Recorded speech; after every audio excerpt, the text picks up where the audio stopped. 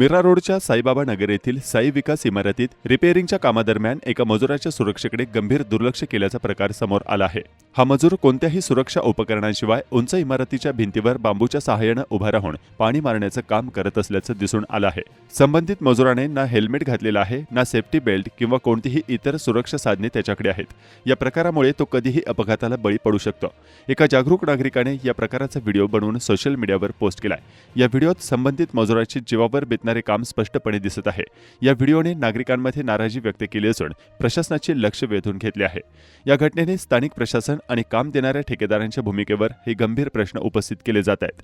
कामावर असलेल्या मजुरांच्या सुरक्षेची जबाबदारी प्रशासन आणि संबंधित ठेकेदारांची असते, मात्र अशी बेफिकिरी मजुरांच्या जीवाशी खेळण्यासारखी आहे। नागरिकांनी या प्रकाराची गंभीर दखल घेऊन प्रशासनाला संबंधित ठेकेदारावर कारवाई करण्याची मागणी केली आहे।